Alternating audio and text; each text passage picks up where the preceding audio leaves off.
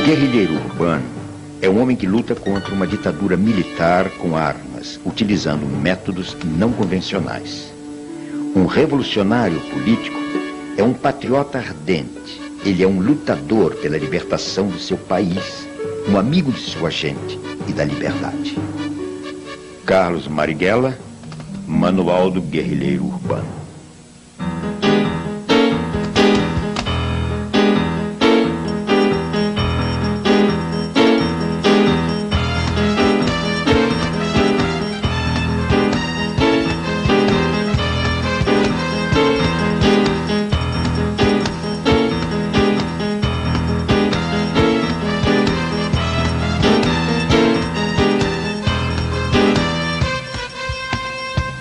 Poeta, estudioso, né? Rebelde, brincalhão, duro, coerente.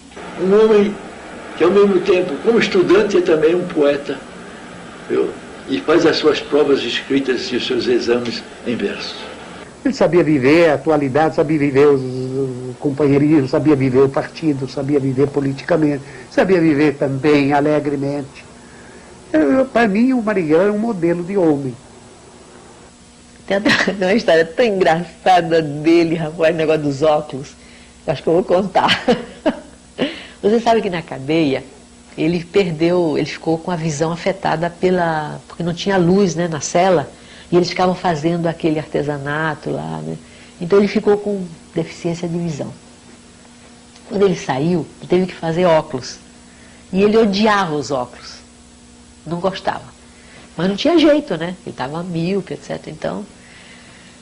Só que ele, como ele não gostava, ele vivia tirando os óculos. E aí perdia, quebrava, caía, né? Mas ele tinha uma raiva dos óculos que você não pode imaginar. E um dia ele, passando por uma livraria, ele viu um pocketbook que era de um americano, que eu não me lembro agora o nome, né? Que era sobre o negócio de como deixar de usar óculos, alguma coisa assim. Bom, ele passou a mão no livro e chegou em casa, sentou e não queria nem conversar. Leu tudo. Quando terminou, disse assim, primeira vez que eu concordo com o americano. Teve a eleição em São Paulo para vereador e o mais votado de todos foi o Cacareco, que a população votou para ridicularizar os políticos daquela época, né? Então, ele aí compôs a música do Cacareco, né? Que era assim, o Cacareco, pois é, não tem rival, pois é, dançando samba, pois é, no carnaval. No tempo da legalidade, ele não fez um clube, ele fez uns cartazes para um clube de carnaval, que chamava O Que Eu Quero É Rosetar. Ele propôs que o pessoal do Comitê Central saísse no carnaval, olha que coisa! E o pessoal achou que aquilo era um horror. Então, disse, tudo bem, ninguém quer ir, eu vou. Rebelde. Falava que ele era rebelde, por causa da escola, né? Os colegas iam à aula e ele ficava do lado de fora, conversando. Às vezes eles faziam uma anarquiazinha, cortava o cabelo, botava só cortava tudo, deixava uma rodinha só de cabelo na cabeça. Cortou o sapato uma vez, fez sandália, para ir para a escola, porque não podia entrar de sandália, né? E ele fez isso, cortou, a minha mãe está reclamando, por que você vai fazer isso com o sapato, fazer sandália e tal? Por que você não pode entrar na escola com sandália, tem que entrar de sapato? Ele falou, mãe, ué, Jesus Cristo andava de sandália, por que eu não posso andar? Eu morro de saudade, até hoje, de vez em quando eu ainda sonho com o Marighella, eu ouço a voz dele, eu vejo aquele gesto ridículo dele, com aquela peruca ridícula, atravessando a rua, correndo assim do carro, e a peruca balançando, os cabelos brancos dele aparecendo embaixo, e ele segurando aqui em cima aquela coisa. Eu falei assim, Preto, tira essa porra da cabeça, bicho, tu chama mais atenção com essa merda, essa peruca, do que se você tivesse sem peruca com a tua cara de fora. Sinto uma saudade imensa de Marighella. Falava que gostava de música sacudida, quer dizer, com aquele negócio de bossa nova, música assim, romântica, assim, não gostava, eu gostava de música sacudida. Agora, as mulheres eram muito apaixonadas por Marighella, todas loucas, e inventavam. Marighella disse, eu não conheço essa senhora, como é que ela disse? Eu acho que o Marighella, ele representa uma síntese de todo um processo de luta, né? Que desde a luta contra o colonialismo, então, depois os negros, os índios, enfim, da classe operária e vem aí. Quer dizer, analisando a história, não é só feita de vitórias, também é feita de várias derrotas, mas essas derrotas ensinam. Nós não estávamos prontos para vencer, isso está claro, mas deixamos uma marca, um exemplo, enfim, que eu acho que é isso. Afinal de contas, quem é você, Marighella? Que dá sua vida por tudo isso. Quem é você? Ele dizia, quem sou eu? Um mulato baiano. Quem sou eu? Sou apenas um mulato baiano. Poucas imagens retratam a vida desse baiano que nasceu em Salvador em 5 de dezembro de 1911. Estudou engenharia sem concluir o curso. Fez serviço militar. Forjou-se rebelde na Rua do Desterro número 9, onde nasceu, na Baixa do Sapateiro, onde viveu. Aderiu ao Partido Comunista em 1932. Ei, Brasil africano! Minha avó era negra alçá. Ela veio, foi da África, no navio negreiro. Meu pai veio, foi da Itália, operário imigrante. O Brasil é mestiço, mistura de índio, de negro, de branco.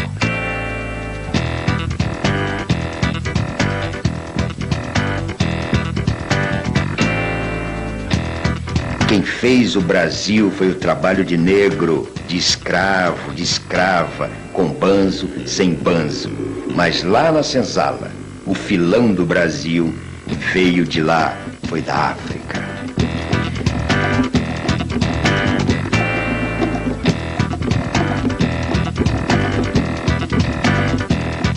O fracasso da insurreição comunista de novembro de 1935 levará à prisão o jovem militante Carlos Marighella no dia 1º de maio de 1936, aos 25 anos de idade. Foi barbaramente torturado durante 23 dias pela polícia do Estado Novo. Meu homem sonhava muito, né? Sonhou que ele estava com os pés todo queimado, né? Aí escreveu para ele, perguntando se ele estava... Ele mandou dizer que não tinha nada de queimadura, não tinha nada disso, não tinha tortura nenhuma. Mas foi torturado muitas vezes, né? Aí a minha mãe, quando ele chegou lá em casa, que ele estava dormindo, a minha mãe ia olhar os pés dele, pra ver, tinha marcas de queimadura também. Aí minha mãe chorava tanto. Queimaram a planta dos pés dele, enfiaram agulhas debaixo das unhas, coisas terríveis. E ele resistiu a tudo. Ele era tipicamente o homem do partido. Da época. O que significa da época? Os homens da resistência francesa, sabe, são os dirigentes políticos comunistas da América Latina que, com a maior facilidade, davam a vida pelo povo. Esse era, não tinha... Era o tipo do homem da época, o quadro político comunista característico da época. É um sedutor de militantes, extremamente querido entre os militantes, né? E entre eles. Eu nunca ouvi falar de militantes que estivessem em choque com Marighella em toda a sua trajetória.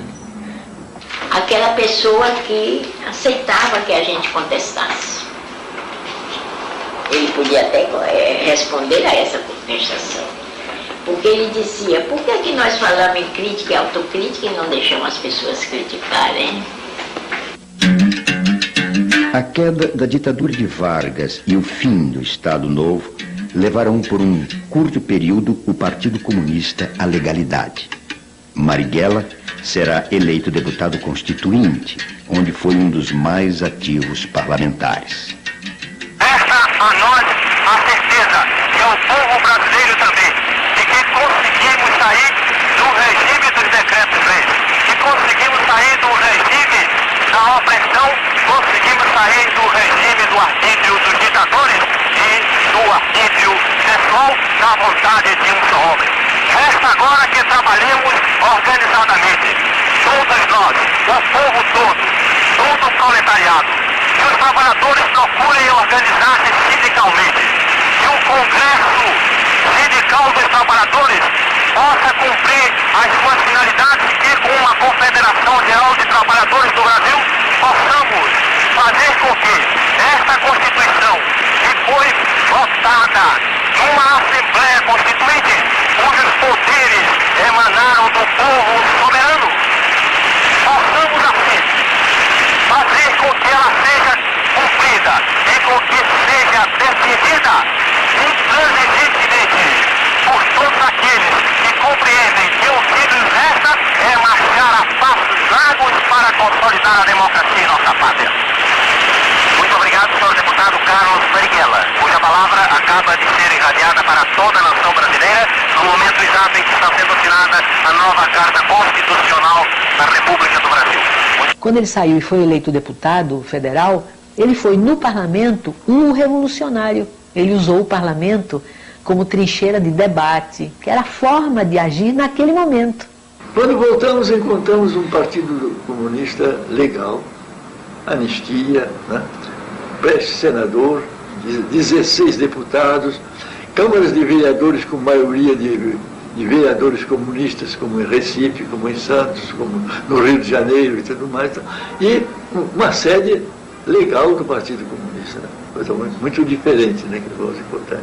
Então eu vou encontrar Marighella como um membro da direção, mas de maneira muito longínqua, porque ele está no parlamento, é aquele jovem parlamentar, viu, inteligente e criativo.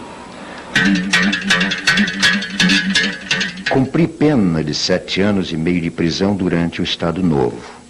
Fui anistiado em 1945 e eleito deputado à Assembleia Constituinte como representante do Partido Comunista. Em 1948, fui expulso do parlamento juntamente com os demais membros da bancada comunista, quando já então a Constituição de 1945, elaborada com a participação dos comunistas, estava promulgada e desde o momento da cassação de nossos mandatos, também flagrantemente violada. O Partido Comunista é cassado e Marighella volta à clandestinidade. Será o responsável pelo setor de agitação e propaganda do partido.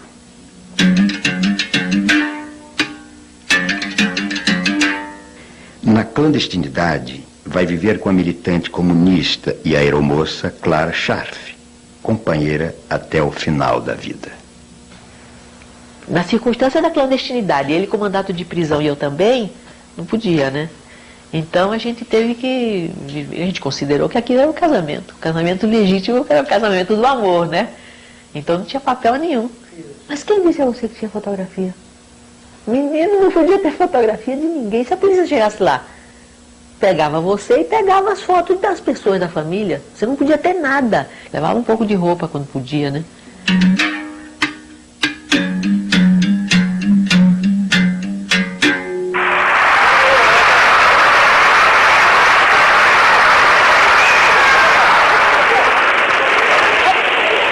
Prometo manter, defender e cumprir a Constituição da República, observar as suas leis, promover o bem geral do Brasil, sustentar-lhe a união, a integridade e a independência.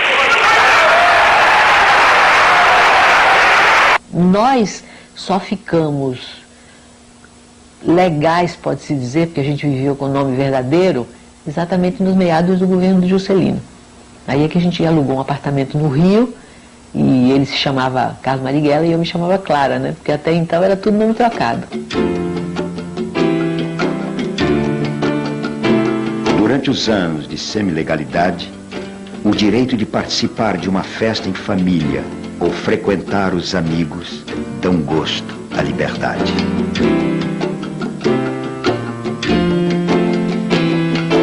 A desestalinização pega Marighella no contrapé. Fica surpreso com a denúncia dos crimes de Stalin. Ele chorou. Uma coisa que difícil de acreditar, né? Marighella chorando, né? Mas ele... Isso eu sei porque eu assisti essa reunião. Quando os jornais começaram a publicar a denúncia do relatório do Khrushchev, né? Que era o famoso 20º Congresso do Partido Comunista da União Soviética, os jornais começaram a dar. Eu me lembro do Estadão, né? E todo mundo dizia, imagine, isso é mentira, isso não aconteceu nunca, isso aí é obra do imperialismo, aquelas coisas que ele dizia, né? Não acreditava em nada, né? Mas todo mundo angustiado para saber se era verdade, se não era verdade, tanto que o partido mandou o Arruda à União Soviética para saber se aquilo era verdade ou não. E aí fizeram uma reunião do Comitê Central para o Arruda dar as informações, quando ele voltou. E essa reunião é uma reunião dramática, viu? Quando aquilo foi confirmado, foi como se fosse, parecia uma bomba, né, em cima de todo mundo. As reações foram muito diferentes. Essa reunião provocou depois a saída do Jorge Amado, a saída do Agildo Ribeiro. Muita gente saiu do partido naquela época, começou a sair, depois que ficou confirmado, né? Então, o Marighella, na hora que foi falar, ele chorou, não tem não. Todo mundo ficou... Até o Agildo veio conversar com ele, o Astrogildo, né? Ele ficou... Mas, quer dizer, era um choro de... Sabe quando você acredita numa coisa, que depois você vê aquilo ruir? Ele não podia imaginar que o socialismo fosse capaz de fazer aquilo.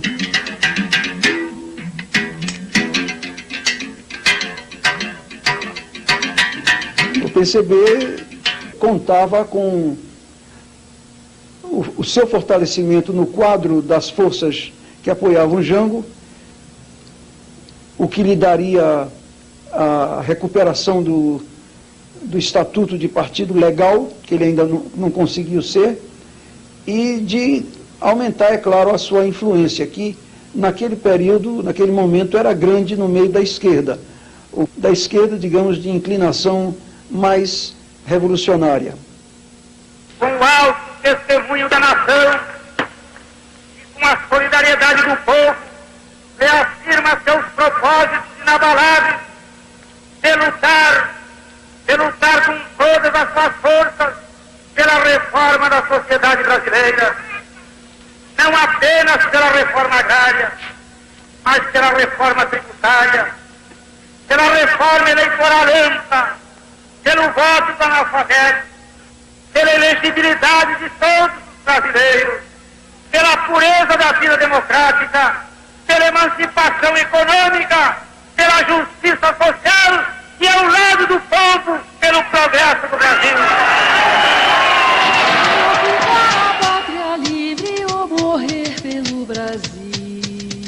O golpe de 64 instalou-se no poder com a marca da maldade. Já no 1º de abril, primeiro dia do golpe, o dirigente camponês e ex-deputado constituinte pelo Partido Comunista, Gregório Bezerra, foi arrastado pelas ruas de Recife, humilhado, espancado e preso. Em maio de 64, policiais vão prender Marighella num cinema no Rio de Janeiro. Marighella resiste, reage. Recebe um tiro no peito. Quando é libertado, visita os jornais para denunciar a violência.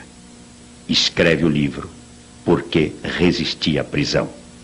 Prega a resistência à ditadura.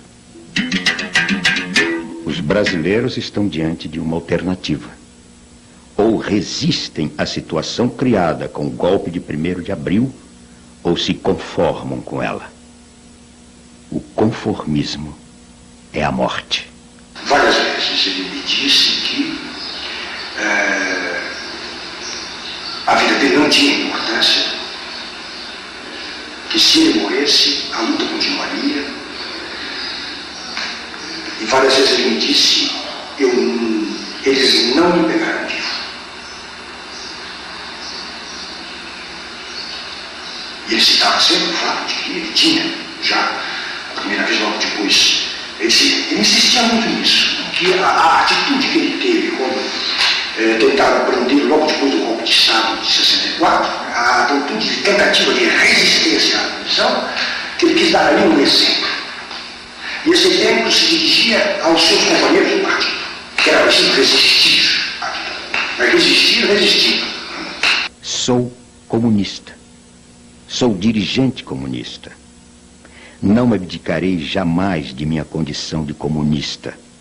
Esse direito eu o tenho assegurado pela Constituição. Não há força humana que me possa afastar do ideal que abracei. É uma questão de convicção. Minhas ideias estão expostas em artigos e trabalhos escritos.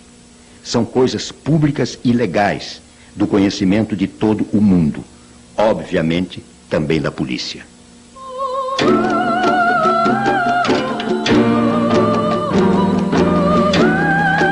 Os anos 50 e 60 marcarão as lutas de independência dos países da Ásia, África e América Latina. A independência da Argélia e a Revolução Cubana impressionarão especialmente Marighella, que caminhará em direção à luta armada como alternativa para conquistar o poder.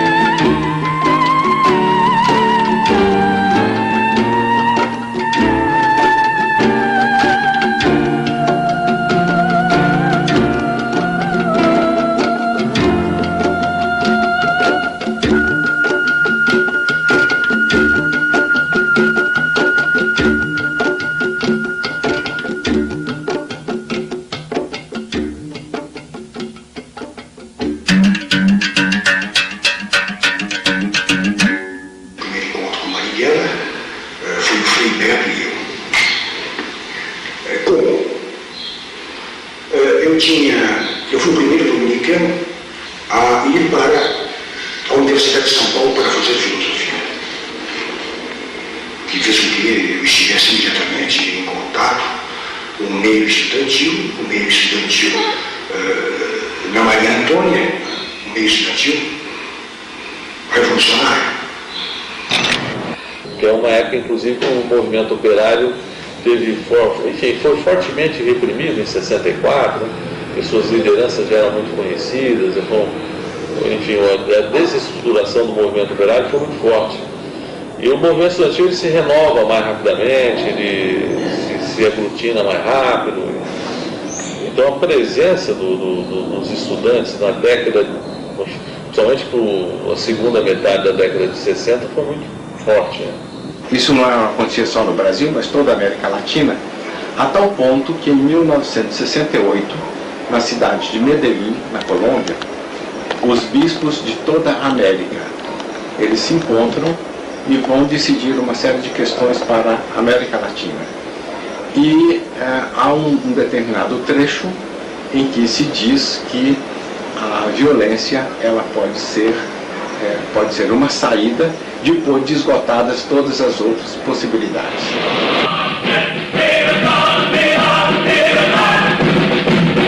No hay duda que la OLA se ha vuelto muy importante. Nos encontramos sentados frente a Marighella, responsable acerca de la situación actual em seu país. Há várias organizações, agrupamentos, correntes e forças outras que defendem uma posição revolucionária, que estão dispostas a ir à luta armada, que têm a convicção de que o caminho brasileiro para a salvação de nosso povo é a luta armada e que podem realizá-la. O que é necessário é passar a ação, fazer com que essas forças se coordenem no mesmo sentido e que passem ao desencadeamento da luta, que se preparem, que vão, portanto, à área rural, que é onde nós podemos no Brasil desenvolver a luta, que pode ser apoiada pelos trabalhadores, por todo o povo dentro das áreas urbanas e, nesse sentido, marchar para conseguir a vitória, que no Brasil só podemos conseguir realmente se juntarmos esse nosso esforço ao esforço de todos os outros povos latino-americanos. Y nuestro saludo a los que en Vietnam, o en Venezuela, o en Guatemala, o en Colombia, en Bolivia luchan con las armas en la mano, invencibles contra los imperialistas. Nous savions qu'il y avait un communiste dissident qui voulait la lutte armée sur une base à peu près voisine de la nôtre. Le Che m'avait demandé d'aller voir Marighella à San Paolo, parce qu'on avait entendu parler de cet homme intéressant, voilà, qu'on ne connaissait pas, mais avec qui il fallait prendre contact. Et comme j'étais déjà allé au Brésil, voilà, j'avais quelques contacts pour le voir, mais enfin, j'étais fait prisonnier, ça n'a pas pu se faire. Volta de Cuba e da Conferência da URSS e o Comitê Central se transforma no tribunal contra ele. Os elementos mais próximos dele, somos muito poucos, né? Os 6 a 7, né? Defendemos Marighella de maneira muito ardente, né? Mas ele é afastado do Comitê Central, né? Sem ser afastado do partido, né? E nesse momento ele já prepara a luta armada numa organização independente. Inicialmente ele colocou a Clara na minha casa, na nossa casa, né? A Clara. E depois, posteriormente, eu aluguei um apartamento na Martim Francisco, onde também ele ficava sozinho, né? E às vezes eu ia pegá-lo e eu levava até a minha casa, que era na São Vicente de Paula, onde eu morava com minha mulher, minha filha. O outro apartamento era só um aparelho, né? Às vezes eu levava minha mulher, minha irmã, coisa assim, para o porteiro de noite pensar que era apartamento de viração, porque senão ficava um homem entra e sai sozinho, fica um negócio meio apartamento pequeno, sabe? Era quarto, sala, né? Eu não sei, ele usava uma peruca simplesmente horrível, né? Ele pegou uma peruca de mulher, cortou, né? Quer dizer, de noite não dava para ver, mas de dia realmente era Foi a sua apesar de que ele andava mais, era de noite mesmo, né? Só fazia os pontos andando, né? Exatamente para não... Porque a pessoa andando cruza, não chama atenção, né? Como a pessoa fica parada, o outro fica olhando. Conversava de música, sei lá, conversava de poesia. Ele gostava muito de fazer, né? Ele gostava do Castro Alves, a gente ficava conversando assim. Não fazia grandes discussões políticas, né? A gente vou fazer uma conversa leve, né? Marighella torna-se uma sombra sem imagens. Vai recrutar jovens estudantes e velhos comunistas para organizar a Ação Libertadora Nacional, ALN. Da minha geração que pegou em armas foi fundamentalmente uma luta contra a tirania, contra a ditadura pelas liberdades democráticas. Esse foi o grande fator de unidade do processo. Tanto assim, eu, por exemplo, nunca fui comunista.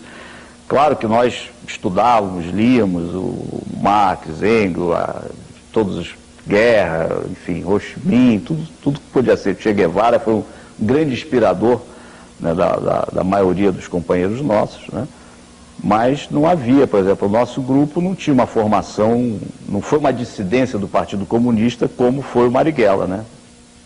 Olha, o grande embate da esquerda na época, as grandes diferenças, né, das organizações, estava exatamente nessa questão estratégica. Alguns acreditavam que o momento era para uma revolução socialista e outros acreditavam que o momento era de libertação nacional, mais nacionalista, com a possibilidade de integração, né, de forças anti-imperialistas, nacionalistas e antiditaduras.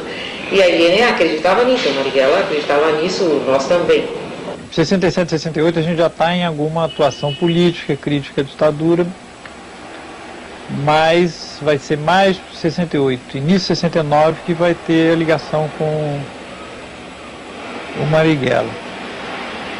Primeiro foi Oswaldo, depois Oswaldo e Beto entraram em contato com, eu acho que chamavam ele na época de Menezes.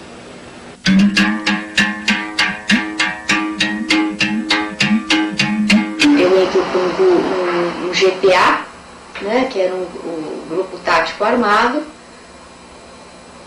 em que a gente começava o treinamento da guerrilha urbana e fazendo pequenas ações, e no final, no começo de 69, a gente já estava fazendo assim ações bastante importantes, ações que abalaram até enfim, a situação política, né? Que ações, por exemplo? Bom, então, além de expropriações, a ação da Rádio Nacional.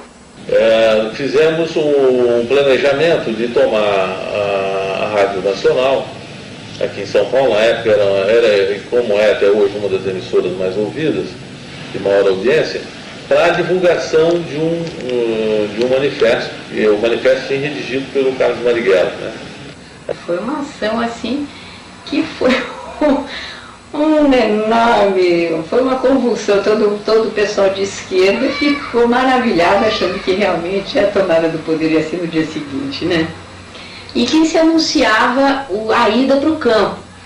Nós íamos tomar a cidade, queimar os títulos de propriedade do cartório de imóvel lá e tal, e fazer aqueles discursos e distribuir panfletos e o ano da guerrilha rural anunciado e tal. Eu cheguei a fazer um curso no Parque da Água Branca para aprender a curtir couro, né? A gente fez um curso também parece brincadeira, de criação de coelho, né? De conicultura, mas você juntando uma coisa a outra, juntando o curso de curtir couro com o curso de coelho, ajudaria muito, isso na nossa cabeça, né? A gente imagina, a visão romântica de que pelo menos sem sapato nós não ficaríamos, né? A gente teria saberia fazer, então era esse tipo de aprendizado que a gente tinha. Todas as armas que o Lamarca tirou de Quitaúna ficaram comigo. Tem um quarto no porão, na garagem do edifício, guardava aquelas malas, as malas dos condôminos, dos proprietários, que é o edifício de classe média alta, né? E nesse mesmo quarto estavam todas as dinamites. Nós chamávamos farinha de rosca, porque parecia, dá a impressão. Aliás, depois que eu saí, muito tempo depois, quem foi buscar essa dinamite nós temos de lá, aí levamos uma chácara, foi a Guilmar. Deixa eu te entregar. A Guilmar e Câmara Ferreira, Toledo. Minha primeira ação foi expropriar essa farinha de rosca aí. Foi a ação da Rochester, Sabaúna, que era uma pedreira que tinha autorização de usar dinamite, mas eles extrapolavam dessa permissão e fabricavam dinamite lá. E um belo dia a gente teve essa informação, um belo dia nós fomos lá com um mandado de prisão, de busca e apreensão, né, assinado por um juiz chamado Carlos Marighella.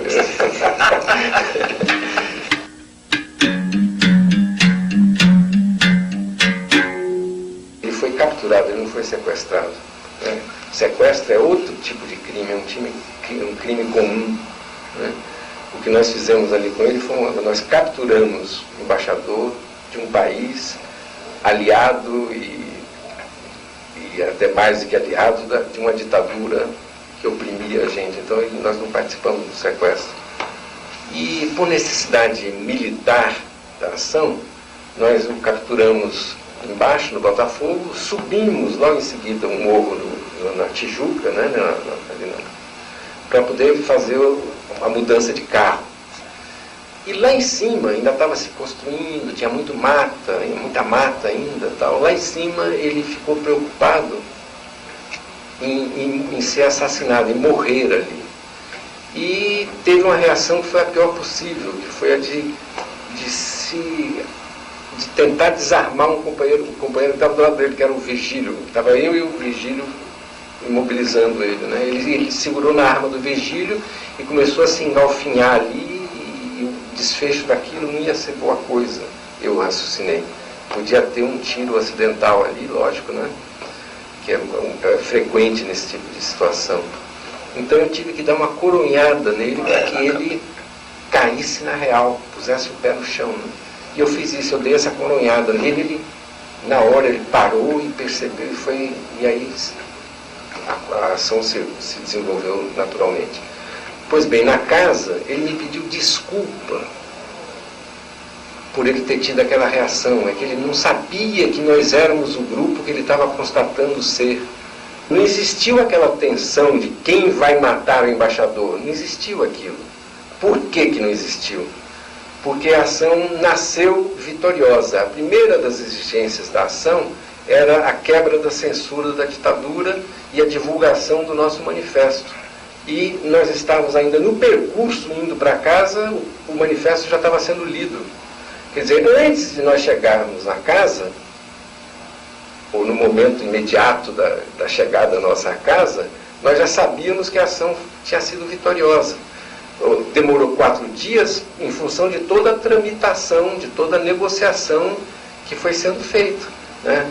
Da divulgação da lista, do atendimento de outras exigências, enfim. Foi um tempo natural da ação, mas ela foi vitoriosa a partir do primeiro momento. Então não se discutiu nunca a hipótese de matar o embaixador, de a gente ser derrotado naquela ação. E aí isso chamou a repressão, não tínhamos força para aguentar essa. E você pode ver o que o sequestro do embaixador americano foi a gota d'água. Joaquim Câmara Ferreira, o Toledo, era favorável e defendeu isso. Ele falou, então faz. Agora, evidentemente, Marighella tinha uma grandeza política que a partir do momento em que a ação foi feita, ele apoiou a ação. Né? A ação da nossa organização, ele apoiou e conclamou a organização a apoiar. Mas ele defendeu isso, e eu ouvi da própria boca do Marighella que não era momento de se fazer uma ação como o sequestro do embaixador americano que ia assodar o poder contra nós. E foi o que aconteceu. Não é bem assim. Porque ele chegou na reunião realmente criticando a ação, criticando alguns aspectos da coisa. Quais, por exemplo? Ele não está sabendo, o primeiro deles. Ele e a organização não está sabendo, a organização como um todo não está sabendo. Por quê? Porque nós tínhamos uma série de companheiros no Rio de Janeiro que não estavam avisados e que foram pegos de surpresa. Realmente foi um erro não ter falado. Ele estava correto nesse tipo de crítica, né? Então a crítica dele era parcial. E outra, a importância da ação, e ele também como comandante não está sabendo. Mas aí nós argumentamos com uma única coisa, nós argumentamos com Carlos Marighella, né? Nós falamos, olha, ninguém precisa pedir licença, ninguém para fazer um ato revolucionário, né? E aí, que é uma máxima dele, né? E na hora ele concordou realmente. Ele fez uma série de críticas, né, ao processo e uma visão que tinha que tirar a organização da cidade, né? Tinha que ir para aquilo que era a proposta, que eram os focos insurrecionais, né, no campo, e ao mesmo tempo voltar a organização para a luta operária, para a luta estudantil, né? Ele até reestruturou, né?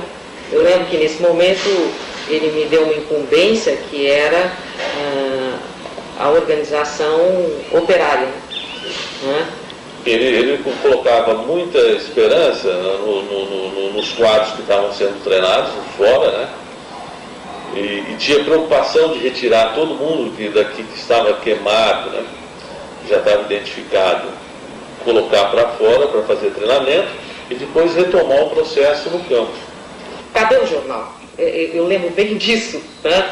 Não tem um jornal? Cadê um jornal? Que revolução vocês estão fazendo? Vocês não têm nenhum jornal. Era a forma dele dizer, vocês se afastaram da luta política, vocês se afastaram desse convencimento, né? Nós fundimos gente, nós arrumávamos dinheiro para o pessoal viajar, conseguimos condução para o pessoal viajar, né? Ajudávamos pessoas que precisavam de tratamento médico e enfim, tudo isso a gente conseguia. Mas isso aí, digamos assim, eram tarefas necessárias, mas não eram as tarefas primordiais. A tarefa primordial era de preparar o cristão, né, um grupo de cristãos, para a militância revolucionária. Quando o GTA caiu, Marighella ficou extremamente preocupado com a situação. Ele ficou muito abalado. Por quê? Porque o GTA estava se preparando, era um grupo melhor treinado e era um grupo que estava se preparando para ir para o campo. Então ele sabia que a cidade tinha uma situação muito complicada em que a gente estava cercado e não tinha como sair desse cerco. Esse foi o primeiro erro, foi a primeira vez que a gente cometeu esse erro de falar pelo telefone, porque a gente jamais falava pelo telefone do convento. Nesse dia, por milhares de razões, não foi possível telefonar de outro lugar, e aí nós, como é que a gente chama isso? Estou esquecendo o nome, quando a gente comete um erro de segurança. E a gente marcou o telefone encontrar com um amigo nosso, sem dizer o que era, naturalmente, mas marcou uma viagem para o Rio pelo telefone do convento. Então eles nos prenderam no Rio, e aí o seguinte, o Senimar é que tinha a técnica da tortura e do interrogatório. O delegado Fidelmeiro queria nomes, nome, dinheiro, aparelho, era isso que ele queria. Ele estava no Rio de Janeiro, ele torturou pessoalmente? Ele foi para o Rio de Janeiro. Ele torturou pessoalmente. Sim, ele sim. E o interrogatório começa com vocês, com essa afirmação, vocês são base fixa do Marighella. E, por exemplo, nós não sabíamos quando é que ia ser um novo contato Marighella conosco. Nós tínhamos tido um contato algo como 15 ou 20 dias antes. Portanto, não era esperável tão cedo um novo contato, que em geral demorava algo como um mês. Não era regular, não tinha regularidade, mas era em torno de um mês. E eles repetiam muito que, mas vocês vão ter contato proximamente, né? Não, vocês vão ter contato proximamente, porque ele está muito perseguido, está muito acuado, vai procurar vocês, vai precisar de vocês.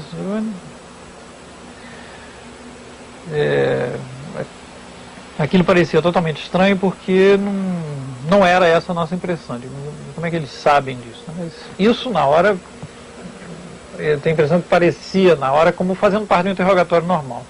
Nessa última reunião, o Otávio Ângelo trouxe uma granada e estava tentando mostrar que era uma coisa que a LN tentava fabricar, uma fabricação rudimentar, caseira, eram armas, né? E uma granada. E aí ele tirou o pino e o Marighella disse: não, pelo amor de Deus, não faça isso agora, porque eu tenho que morrer com a minha perna, né? Muito preocupado, extremamente preocupado. Ele falava nas quedas, ele falou, comentou com Otávio Ângelo, a gente soube, parece que houve queda dos freios dominicanos no Rio de Janeiro, e, enfim, e a gente não tem, não se tem o conhecimento do que a repressão tem nas mãos, que tipo de dados eles têm, né, para a gente poder se armar e se defender. Eu tenho convicção que ele sabia que não quis sair. Eu não estou dizendo que ele foi para o ponto certo que de cair. Não, ele foi para o ponto acreditando, para aquele ponto que os dominicanos estavam, que aqueles dominicanos não tinham caído. E contrariando as normas, assim, pois ele nunca tinha me pedido isso, ele pediu que eu ligasse para os dominicanos, né, marcando na tipografia, encontro na tipografia, né? E aí quando foi à tarde eu liguei, marcando o encontro, que foi um encontro, né? E você não sentiu nada de normal, né? Pois é, ele perguntou para mim, ele então insistiu nisso, ele falou, você pergunta se está tudo bem, né? Eu telefonei, reconheci a voz do Frei Fernando, né? Aí eu ainda perguntei, está tudo bem? Ele falou, está tudo bem, então...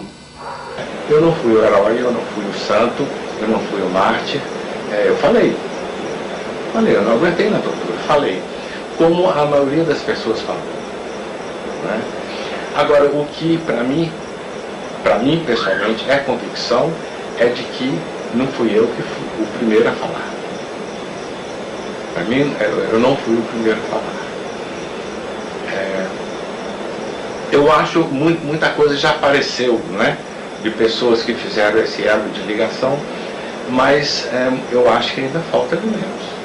Quer dizer, às 8 horas, então, ele teria o ponto com os trens. Eu cheguei um pouco antes, cheguei 8h20, aí eu até fui tomar um chopp, né? Estava uma noite quente, né, novembro, tomar um chopp, aí que eu vi uma movimentação na Alameda Casa Branca, sabe? Uma movimentação bastante esquisita. Aí eu fui subindo a Alameda Casa Branca, e aí tinha um policial atrás de uma árvore, né? Até eu falei, o que está acontecendo aqui? Ele falou, não, pode voltar, isso aqui é terrorista que está tendo um tiroteio com terroristas que estão escondidos num prédio em construção. Aí tinha uma senhora que estava no portão e falou com um ar bastante compungido, sabe? Falou, mataram o Marighella.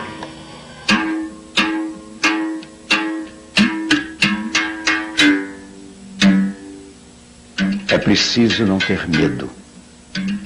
É preciso ter a coragem de dizer.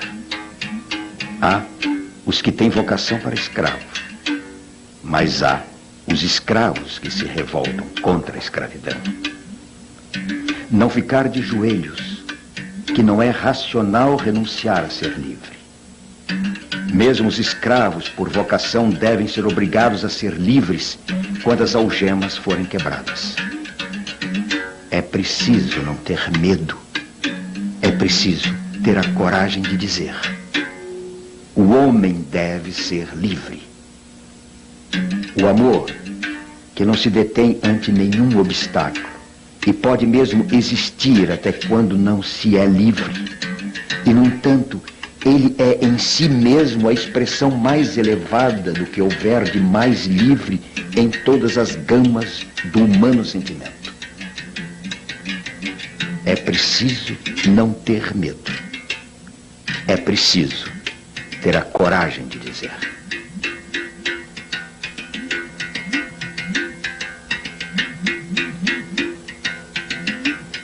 Marighella morre às 20 horas do dia 4 de novembro de 1969, aos 58 anos de vida, na Alameda Casa Branca, em São Paulo. As únicas imagens em movimento de Carlos Marighella até agora conhecidas registram Carlos Marighella morto. A capanga estava com furo, né, que eles atiraram, né? E dentro dessa capanga tinha um aparelho de barbear, que ele carregava, né, quando ele saía, e um lápis, uma coisa qualquer lá para anotar. Não sei se tinha algum documento. E um revólver, o tal do revólver que eles diziam que ele tinha dado tiro. E depois foi feita a análise da arma e ficou provado que ele não tinha usado.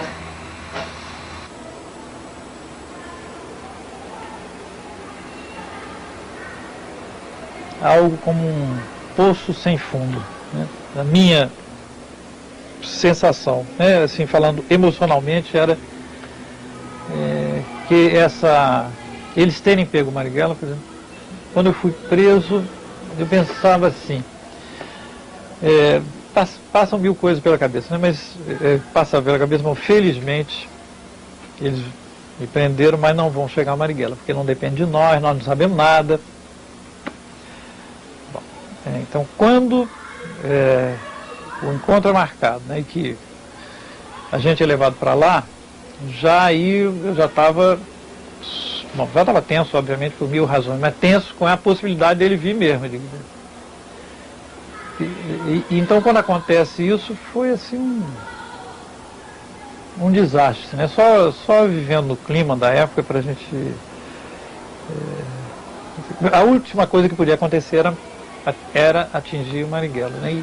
E atingir, né? Através de nós, né? Que a gente serviu de isca mesmo.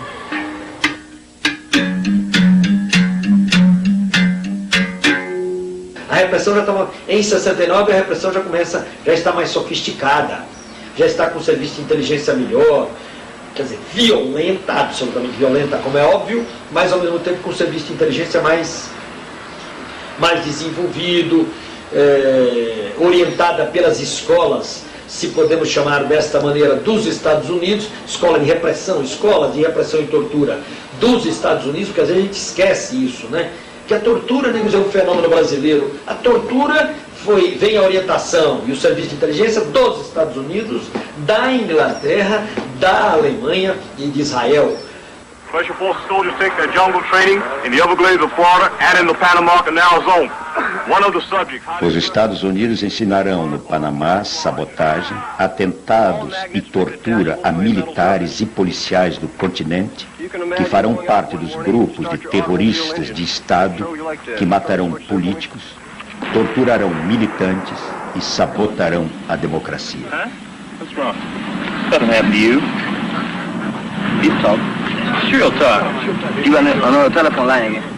A tortura, ela não é só, ela é moral também, porque eles xingam você de tudo quanto é nome, eles vão dizendo um monte de coisa, eles tentam desestruturar você. Através da tortura física, através do interrogatório, 10 pessoas fazendo perguntas ao mesmo tempo, você não sabe com quem falar, né? E ao mesmo tempo você está levando socos, pontapés, etc. E o choque, principalmente o choque. No momento em que eles faziam uma pergunta, né, eles já davam o choque exatamente para você não concatenar as ideias. Ninguém pode imaginar o que é a humilhação de ser torturado. Não dá para imaginar o que é a humilhação de um outro ser humano te olhando e te fazendo mal, te dando um choque no peito cheio de leite. O que leva um cara a fazer isso? Né? O que leva? Até hoje eu não consigo entender, mas eu não quero conversar com os meus torturadores, eu não quero perguntar, eu não quero saber da vida deles, não é? Militantes políticos presos com vida são devolvidos às suas famílias mortos em caixões lacrados. As imagens revelam as razões e a forma de ação do Estado repressivo. Revelam quem de fato praticou o terror.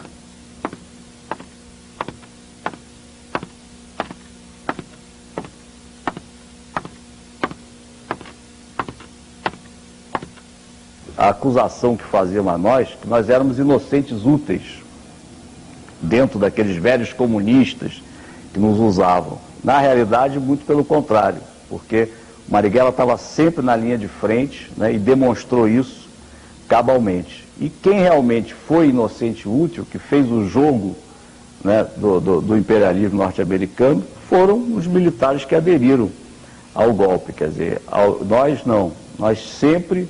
O próprio Marighella, quer dizer, que era um comunista, foi um constituinte comunista, ele tinha uma visão de Brasil, de brasilidade incrível.